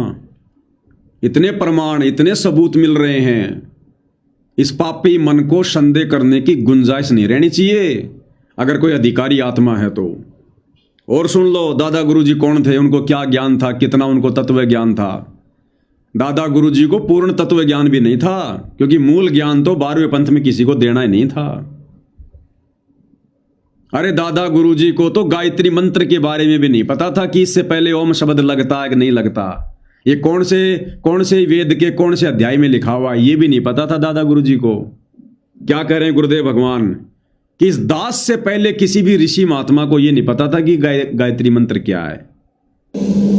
तो इसी प्रकार जो परमात्मा ने अपने वचन बोले हैं, दिए थे इस काल ने आगे बोले हैं, उन वचनों को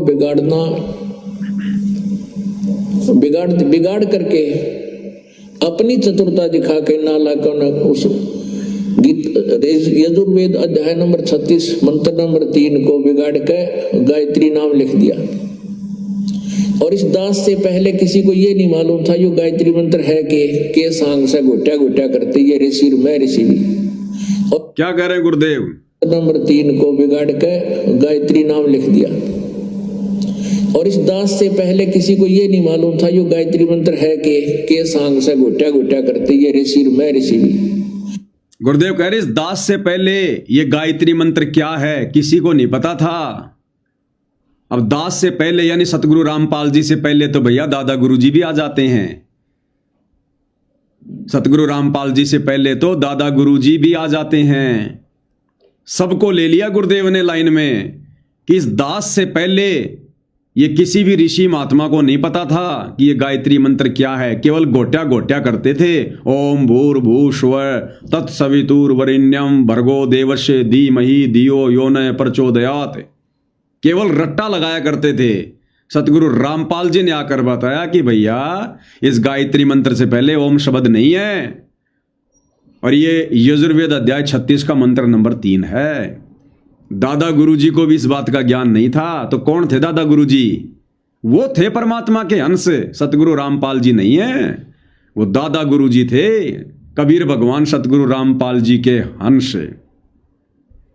और इस दास से पहले किसी को ये नहीं मालूम था यो गायत्री मंत्र है के सांग से घोटा करते ये ऋषि मैं ऋषि भी।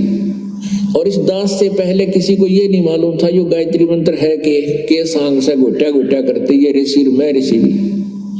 तो इस गायत्री मंत्र के आगे ओम नाम लाके ओम भूर्भुवस्सुवः इनो जाप करा करते थे नहीं। तो क्लियर कर दिया गुरुदेव भगवान ने, हमने अपने परमात्मा को पहचानने में दिक्कत नहीं होनी चाहिए। भाई एक भगत है, ये बार बार कमेंट्स कर रहा है, अविनाश दास, कि मेरी शंका का समाधान करो। भाई अविनाश दास जी, एक दिन पहले भी समझाया था, फिर से हाथ जोड़ के प्रार्थना कर रहे हैं। ये परमात्मा जी के सत्संग चल रहे हैं, मैं कोई रागनी नहीं गा रहा यहाँ पर। पहले ध्यान से सत्संग सुन लो, दूसरों को सुन लेने दो, नहीं फिर मजबूरी में मैंने आपको ब्लॉक करना पड़ेगा आपको बीच में। आप लोग डिस्टर्ब कर रहे हो या फिर आप लोग ये सुन रहे हो। तुम्हें यही समय मिला क्या शंका समाधान करवाने का? जैसे गुरुदेव भगवान के पास में एक भगत गया, बोला गुरुजी सत्संग के समय मंत्र जाप कर सकते हैं? तो गुरुजी ने कहा, रे नालायक, तेरे को और समय नहीं मिला? तेरे को सत्संग के दौरान ही सुमरण करने का समय मिलता है क्या? सत्संग के बाद में कितना समय पड़ा, उस समय आराम से जाप कर लिया कर। सत्संग ध्यान से सुनना भी सुमरण करने में आता है, उतना ही फल मिलता है। तो भाई अविनाश दास जी, आप वो बिहार वाले तो हो नहीं सकते, क्योंकि वो तो समझदार आत्मा है। आपको इसी समय मिला क्या? यही समय मिला आपको शंका समाधान करवाने का? और कोई भगत ही नहीं है तुम्हारे संपर्क में? मेरा व्हाट्सएप नंबर है, बाद में डाल दो मैसेज भैया, थोड़ा बहुत कॉमन सेंस का प्रयोग करो भगत जी, ये तो भेड़चाल है। फिर क्या क्या सुन रहे हो फिर आप? आपका ध्यान तो कमेंट्स लिखने में है, आप क्या खाक सुन रहे हो फिर? ये फिर कहते हो मैं सत्सेवक हूं। आगे क्या कह रहे हैं परमात्मा? क्योंकि वो अगर उस गुरु की बेइज्जती हो से तब बंदी छोड़ की बेइज्जती हो से। क्या कह रहे हैं गुरुदेव? दादा गुरु जी का रूप बनाकर कबीर भगवान सतगुरु रामपाल जी ने उस लाला जी की उग्रवादियों से रक्षा की, और कह रहे हैं यदि उसके हंस की बेइज्जती होती है तो बंदी छोड़ की बेइज्जती होती है। क्योंकि भगत ने पुकारा अपने गुरु को, और यदि गुरु जाकर भगत की मदद नहीं करता है तो कल को गुरु की बेइज्जती होती है। तो कहते हैं अगर उसके हंस की बेइज्जती होती है, यानी कबीर भगवान के यदि भगत की हंस की बेइज्जती होती है तो समझो कबीर भगवान की बेइज्जती है। तो अपने गुरु की महिमा बनाए रखने के लिए सतगुरु रामपाल जी ने उनका रूप बनाकर और उनके भगत की उस समय रक्षा की। क्योंकि वो अगर उस गुरु की बेइज्जती हो से तब बंदी छोड़ की बेइज्जती हो से।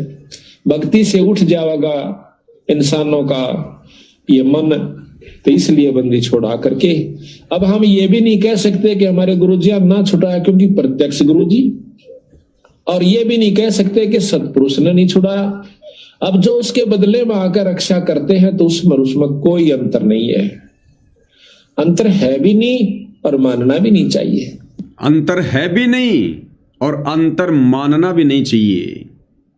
तो आज जो भगत भाई बहन ये कहते हैं कि सतगुरु रामपाल जी तो कबीर जी के परमहंस हैं, कबीर जी के अवतार हैं, तो इस आधार से भी विचार कर लो भाई और बहनों। अगर कबीर भगवान भी किसी को अगर भेजता है, वैसे तो भेजता नहीं, क्लियर हो चुका है, परमात्मा खुद ही आते हैं, वे समर्थ हैं, उन्होंने किसी के सहारे की आवश्यकता नहीं पड़ती है। फिर भी जैसे तुम लोगों की बुद्धि काम कर रही है वर्तमान में गुरु को मानुष मानने वाली, तो इस आधार से भी परमात्मा कह रहे हैं कि परमात्मा के द्वारा भेजे गए हंस में और परमात्मा में कोई अंतर नहीं होता और अंतर मानना भी नहीं चाहिए। तो इस आधार से सतलोक आश्रम वालों ने यदि वो अपने गुरु जी को कबीर जी का हंस भी मानते हैं तो सतगुरु रामपाल जी में और कबीर जी में किसी प्रकार का कोई अंतर उन्होंने नहीं मानना चाहिए, और अपने गुरु को ही परमेश्वर मानकर, कबीर भगवान मानकर उनकी पूजा करनी चाहिए।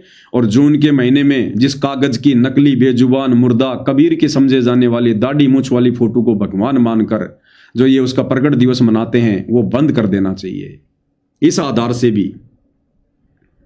क्योंकि क्या कह रहे हैं परमात्मा? जिस पर साहिब राजी ताही को तू बंद।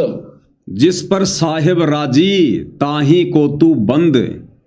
ध्यान से सुनो भाई और बहनों। जिस पर साहिब राजी ताही को तू बंद, उसी पर बंदगी कर दो जिस पर परमात्मा प्रसन्न हो जा सके। ये तो एक मोटे उदाहरण है यहाँ पर, जिससे राष्ट्रपति प्रधानमंत्री जिस पर राजी से जिस व्यक्ति पर उस पर मेल करने तो सारे काम सरेंगे। इसी प्रकार जिस पर परमात्मा बंदी छोड़ प्रसन्न है उसी की शरण में रहने तो आपको लाभ मिलेगा। ऊंचे उसके बरने आगे बैठे रहो सारा दिन, कोई फर्क नहीं पड़ेगा। क्या कह रहे हैं गुरुदेव? जिस पर साहिब राजी ताही को तू बंद। जिस पर कबीर भगवान खुश है उसकी संगति करो, और वैसे चाहे उस कबीर भगवान के दरवाजे के आगे बैठे रहना। और कबीर भगवान ने जिस हंस को, जिस भगत को निमित्त बना रखा है, अगर उससे मेल मिलाप नहीं रखोगे तो कबीर भगवान भी कुछ नहीं देगा, कुछ नहीं करेगा। तो वर्तमान में भाई और बहनों ये तो आप और हमें भली भांति समझ में आ गया कि साहिब कौन है, कबीर भगवान कौन है, सतगुरु रामपाल जी। और वर्तमान में सतगुरु रामपाल जी किस पर प्रसन्न है? अर्थात वर्तमान में परमात्मा का यथार्थ मोक्ष मिशन क्या है? साध संगति। साध संगति के लिए परमात्मा ने किस आत्मा को खड़ा किया? इस दो कोडी के नाचीज को, इस जड़ बुद्धि जीव को, इस पवन दास को। तो कहते हैं जिस पर साहिब राजी ताही को तू बंद। बंद यानी उसकी बंदगी कर। अब आप और हमें तो अपनी औकात का पता है, कलयुग की पिछली पीढ़ी है, हम किसी भगत की बंदगी करके तो हम धोखा खा नहीं सकते। तो यहां पर जो ये बंदगी का मतलब है, ये सतगुरु रामपाल जी ने अपने आप को छुपाते हुए, कबीर जी का दास बताते हुए आप और हमें भक्ति पर लगाने के लिए ये कहा है कि जिस पर साहिब राजी ताही को तू बंद। तो उन्होंने ये साबित किया कि मेरे ऊपर कबीर भगवान राजी हैं और मेरे से जो दीक्षा लेगा उसी का बेड़ा पार होगा। यूं चाहे तुम कबीर भगवान के दरवाजे पे जाके बैठ जाना, उसकी फोटो को चूमते रहना, कोई लाभ नहीं है।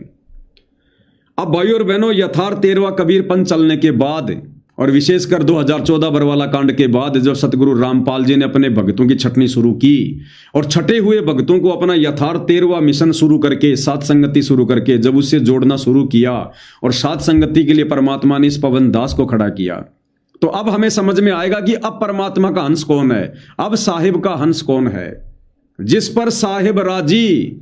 क्योंकि बरवाला कांड के माध्यम से परमात्मा ने देख लिया उनके परिवार ने क्या किया, बड़े बड़े भक्तों ने क्या किया, तो परमात्मा उन पर तो राजी नहीं है, उन पर तो प्रसन्न नहीं है। उन्होंने तो खुद परमात्मा को जेल में बैठने के लिए मजबूर किया।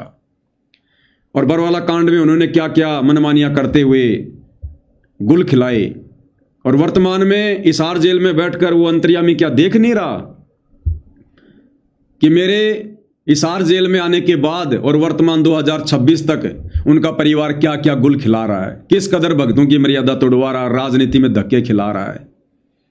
तो उन पर परमात्मा राजी नहीं है, ना अपने बेटे पर, ना बेटी पर, ना भाई पर, ना बंधुओं पर, ना रिश्तेदारों पर, ना कोऑर्डिनेटरों पर। अगर परमात्मा उन पर राजी होता तो ये बरवाला कांड ही नहीं होता, साध संगति की परमात्मा ने शुरुआत ही नहीं करनी होती।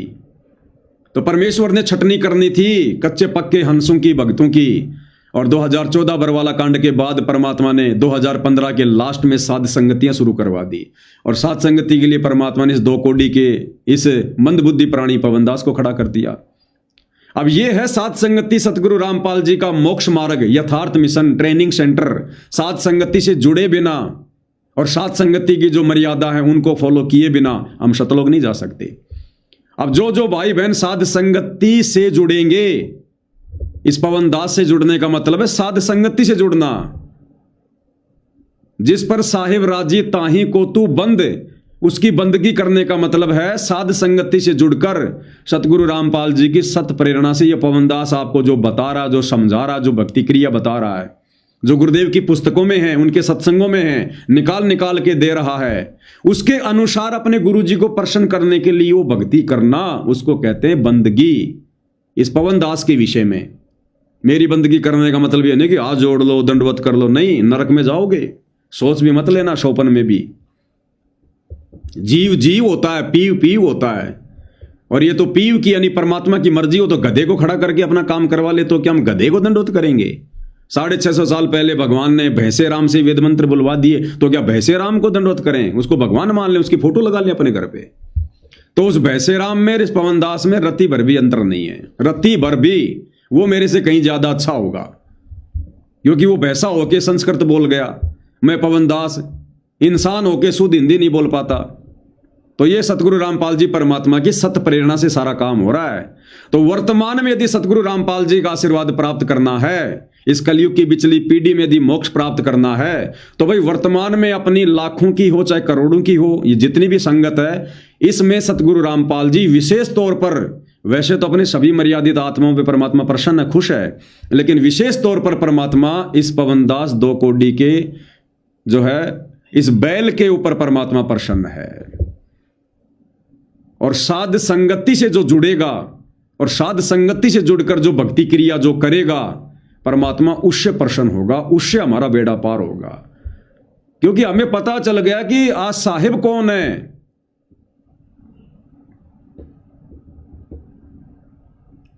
लकी देखना रे सत साहिब,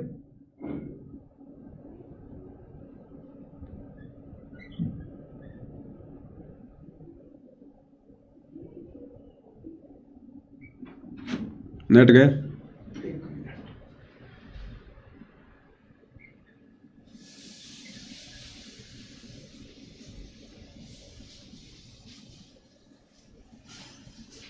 देखना आ गया आ गया आ गया, लेकिन उसमें तो नहीं आ रहा। उसमें क्यों नहीं दिखा रहा? नीचे क्या प्रॉब्लम है? ध्यान रखा। बीच में थोड़ा इंटरनेट चला गया भाई और बहनों, क्योंकि काल भी तो पीछे रहता है ना। ये भी तो फुल जोर लगाता कि कोई विशेष जो खास बात है वो बात भक्तों तक ना पहुंच जाए। तो विशेष बात चल रही थी कि आज हमें साहिब का पता चल गया कि साहिब कौन है। साहिब सतगुरु रामपाल जी हैं और वर्तमान में सतगुरु रामपाल जी जिस भगत के ऊपर विशेष तौर पर प्रसन्न है, उस भगत की संगति करने से, अपनी आंखें खोलकर, कान खोलकर, बुद्धि विवेक का इस्तेमाल करके जो उस भगत की संगति करेगा उससे परमात्मा प्रसन्न होगा। इसलिए कहते हैं साध संगति हरि भक्ति बिन कोई न उतरे पार, निर्मल आदि अनादि है गंदा सब संसार। साध संगति यानी अच्छे भगत की संगति और हरि भक्ति यानी सतगुरु रामपाल जी की भक्ति। तो साध संगति और हरि यानी सतगुरु रामपाल जी की भक्ति के बिना कोई भगत पार नहीं हो सकता। तो जिस पर साहिब राजी ताही को तू बंद। तो वर्तमान समय में साहिब सतगुरु रामपाल जी इस कुत्ते पवन दास पर विशेष तौर पर प्रसन्न है। ये उनकी मेहर है, उनकी मौज है भाई और बहनों। जबकि मेरे अंदर कुछ भी ऐसा नहीं है, कुछ भी। मेरे पर तो मेरे घर वाले प्रसन्न नहीं है, बात बात पे टोक देते हैं, धमका देते हैं। घर वाले प्रसन्न नहीं है, परमात्मा कहां से प्रसन्न हो जाएगा। लेकिन उसकी मौज भैया, सतगुरु चाहे तो काग से हंस बना दे। तो वर्तमान में आध्यात्मिक दृष्टि से भाई और बहनों, भले चाहे आम समाज की दृष्टि से, रिश्तेदारों में, घर परिवार वालों में भले मेरी दो कोडी की इज्जत है, मुझे कोई कुछ नहीं मानता, कोई कुछ नहीं जानता, कोई लेना देना नहीं, रह भी नहीं। लेकिन इस परमपिता परमात्मा कबीर साहिब सतगुरु रामपाल जी की नजर में यह दास कुछ विशेष है। परमात्मा ने आशीर्वाद दे के खड़ा किया हुआ है। तो जिस पर साहिब राजी ताही को तू बंद।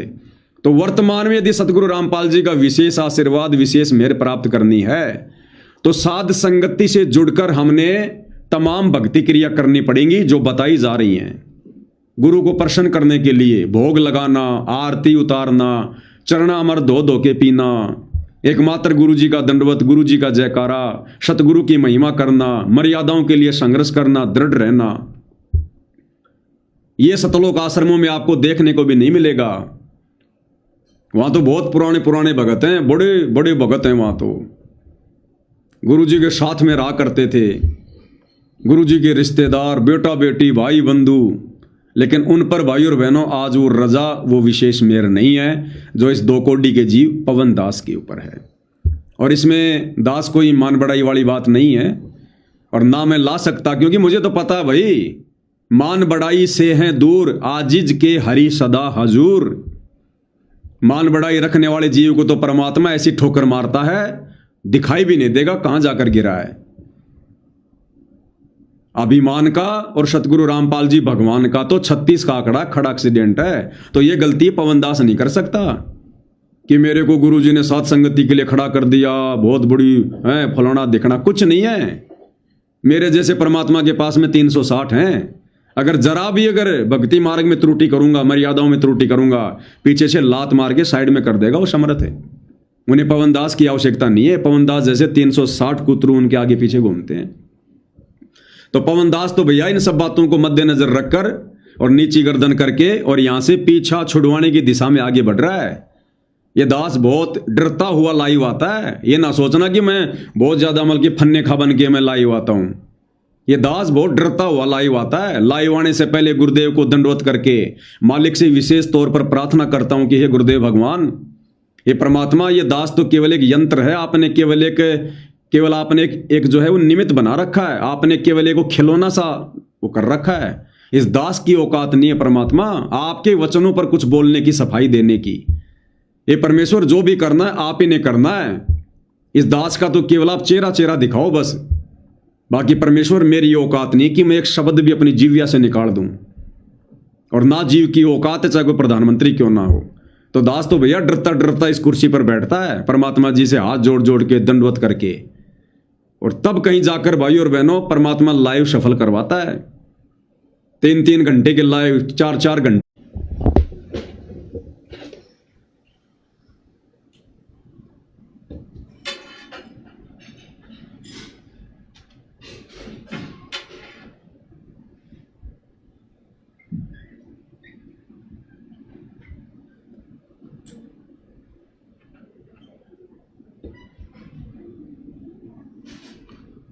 थोड़ा नेट की प्रॉब्लम है भाई और बहनों, थोड़ा ठीक कर रहे हैं, हो जाए तो थोड़ा।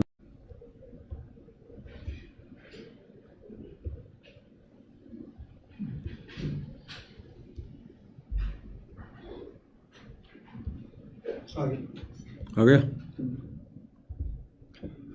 थोड़ा इंटरनेट की दिक्कत हो जाती है भाई और बहनों बीच बीच में। तो कहने का मतलब भाई और बहनों, इस दास की कोई औकात नहीं है, कोई हैसियत नहीं है। ये दास तो जब लाइव आता है उससे पहले गुरुदेव भगवान को दंडवत प्रणाम करके, कान पकड़ के बार बार माफी मांग के, परमात्मा से ये अर्ज करके कि हे पूज्य गुरुदेव भगवान, इस दास की कोई औकात नहीं, कोई हैसियत नहीं, मैं 2 कोटि का तुच्छ प्राणी जीव परमात्मा, ये श्वास भी आपने उधार दे रखी है गुरुदेव भगवान, मेरी तो उम्र भी शेष नहीं थी। ये परमात्मा, आपने यदि खड़ा किया है तो सारा काम आप ही करोगे। इस दास की तो केवल शकल दिखाई दे बस, बाकी मेरी औकात नहीं है परमात्मा आपके प्रवचनों के ऊपर खुलासा करने की। ये परमेश्वर, ये काम तो ब्रह्मा विष्णु महेश नहीं कर सकते, काल और दुर्गा नहीं कर सकते, क्योंकि आपके वचनों पर खुलासा करने से पहले आपकी महिमा के विषय में जानकारी होनी चाहिए। और मालिक, मैं 2 कोटि का जीव, मैं क्या जानूं? नामदेव जैसे, रविदास जैसे, जो कई वर्षों तक 24 घंटे आप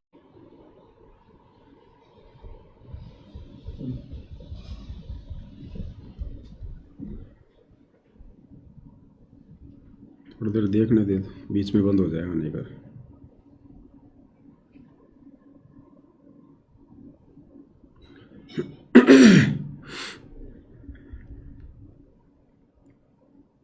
थोड़ा नेट की समस्या है भाई और बहनों, थोड़ा सा एक बार चलने दो, 1-2 मिनट देखते हैं, बीच बीच में डिस्कनेक्ट हो जाता है।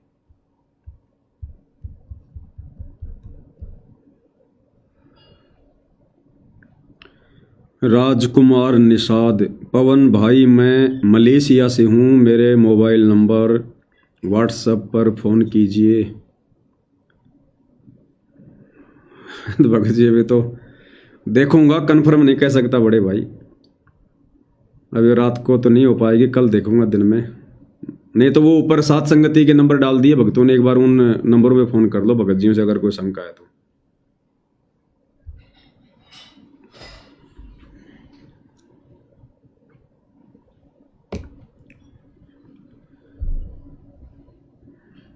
वो सेट कर दे।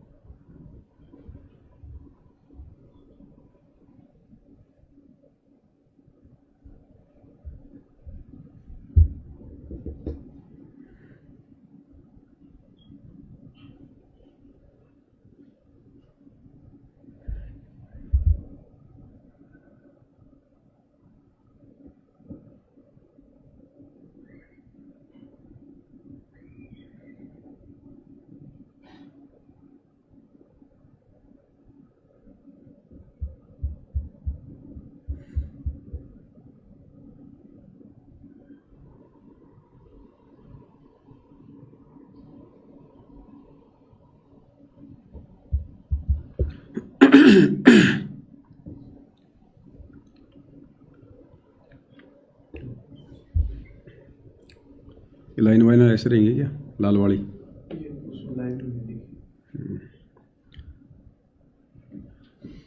तो भाई और बहनों, कहने का मतलब है, इस 2 कोटि के जीव पवन दास को अपनी हैसियत का, अपनी औकात का भली भांति पता है। इसलिए सतगुरु रामपाल जी भगवान के विशेष आशीर्वाद के बिना, उनकी विशेष रजा के बिना, उनके सत्संगों के ऊपर कोई एक शब्द भी बोलकर खुलासा नहीं कर सकता, एक शब्द भी। तो ये परमात्मा जी करवा रहे हैं, आप और हम सभी आत्माओं पर रजा करते हुए साथ संगति के माध्यम से आप और हमें दृढ़ करने के लिए। तो गुरुदेव कह रहे हैं, जिस पर साहिब राजी ताही को तू बंद, जिस पर साहिब राजी ताही को तो बंद, उसी पर बंदगी कर दो जिस पर परमात्मा प्रसन्न हो जा सके। कहते एक मोटे उदाहरण यहाँ पर, जिससे राष्ट्रपति प्रधानमंत्री जिस पर राजी से जिस व्यक्ति पर, उस पर मेल करण तो सारे काम सरेंगे। इसी प्रकार जिस पर परमात्मा बंदी छोड़ प्रसन्न है, उसी की शरण में रहने तो आपको लाभ मिलेगा। ऊंचे उसके बरने आगे बैठे रहो सारा दिन, कोई फर्क नहीं पड़ेगा। तो भाई और बहनों, वर्तमान में अब आप देख लो, गुरुदेव कह रहे हैं जिस पर परमात्मा राजी है उसकी शरण में रहने से ही लाभ होगा। वर्तमान में कबीर भगवान सतगुरु रामपाल जी अपने परिवार पर प्रसन्न नहीं है, अपने बेटा बेटी भाई बंधु रिश्तेदारों पर कोऑर्डिनेटरों पर प्रसन्न नहीं है। और देख लो वहां पर क्या हाल हो रहा है संगत का। जिन पर परमात्मा प्रसन्न नहीं है, संगत उन कुपात्रों की कुसंगति उन सतलोक आश्रमों में जाके कर रही है। और क्या मिल रहा संगत को? सिर्फ मर्यादा तोड़वाने के अलावा कुछ नहीं मिल रहा, दान धर्म के दुरुपयोग के अलावा कुछ नहीं मिल रहा। वह संगत जाती है, घूम फिर के आती है, खा पी के आती है, मनोरंजन करके आती है। और जाने वाली संगत को वहां पर कोई साथ संगति नहीं मिलती, कोई ज्ञान चर्चा नहीं होती, फिल्में बना बना कर दिखा दी जाती है।